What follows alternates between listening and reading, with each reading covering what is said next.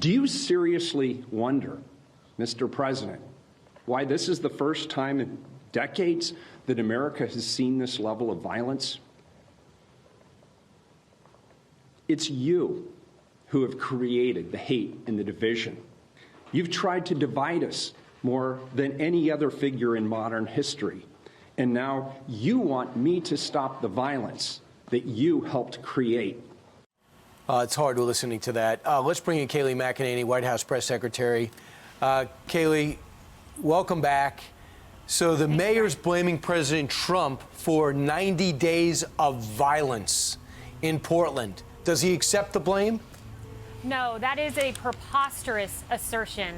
What is responsible for the violence is this deeply irresponsible defund the police movement. And when you go back to the Obama administration, it was none other than Jim Comey who identified the Ferguson effect, which is when there's this rush to judgment, this criticism of police officers, they pull back. And what we've seen with defund the police is when you literally get rid of police officers, there is an uptick in violence. It's what we're seeing in Portland. Mayor Wheeler is responsible. He's not charging individuals. And by contrast, the DOJ has charged 74 individuals with federal crimes. So we're doing all we can, but until he accepts our help, there's a limit to what we can do. Yeah.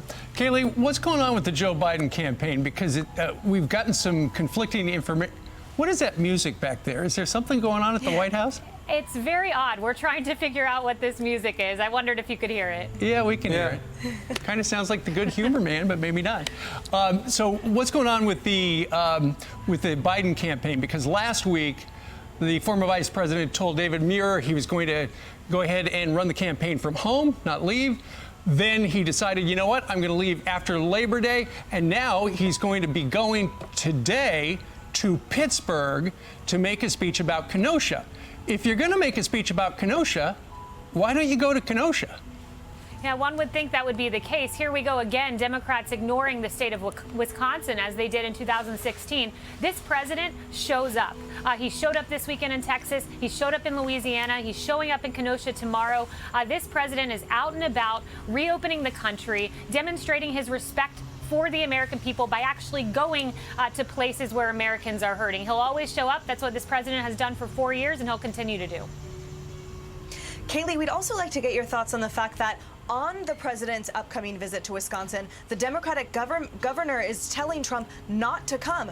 Governor Evers is saying, I, along with other community leaders who have reached out, are concerned about what your presence, meaning the president's visit, will mean for Kenosha and our state. I am concerned your presence will only hinder our healing. I'm concerned your presence will only delay our work to overcome division and move forward together. Kayleigh, what are your or the president's thoughts on, again, a preposterous, as you put it earlier, assertion by the governor to this? Yeah, that this president will go to Kenosha, Wisconsin. He loves the people of Wisconsin, and he looks forward to speaking directly to them and unifying the state. And when you look at what this administration has done, Minneapolis was a place of violent riots. Then all of a sudden, the National Guard came in and we saw peace in the city. What we saw in Kenosha, Wisconsin, again, is you saw federal help come into that area, and we did see a noticeable difference when they came in. So this president's always willing to help, and he's going to show up, and he'll be there tomorrow. So, Kayleigh, will he meet with Jacob Blake's family? I know he did. They said someone said you had an effort to reach out, haven't connected yet. What could you tell us on that? Yeah, we are efforting outreach. Have not been able to connect yet. So tomorrow, the plan is so far to go and to meet with law enforcement to look at some of the damage from the riots. But we are holding his family close to our hearts. And this president, as I said, we've efforted outreach. And once I have an update, we'll be sure to get back to you. Okie doke. It sounds like there are a number of people in Washington on the Republican side who, after the RNC there at the White House, which also had music that night, after that, they were, you know, these protesters, agitators got into a bunch of people's faces. And Senator Rand Paul was on our program on Friday. Ken Buck, the Colorado congressman, he is asking the Justice Department to open an investigation into who those people were who made the death threats on Rand and Kelly Paul and others, because when you make a threat against a federal officer, that is a felony.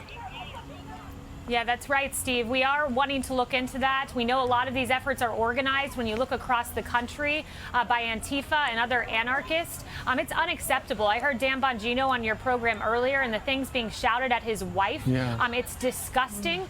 For those who are saying this is all peace across the country, which is what the Democrats have been telling us for the last 90 days, that just simply is not the case. And now we have video evidence to prove what we've been saying all along, while Democrats sat deafeningly silent. Yeah, and Kayleigh, I guess there's a lot going on. Real quick, can I just get you to weigh in on John Radcliffe not briefing the House Intelligence Committee?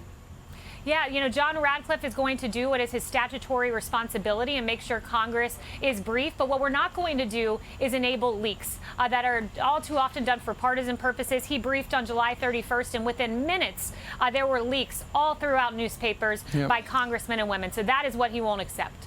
All right, Kayleigh, thank you very much.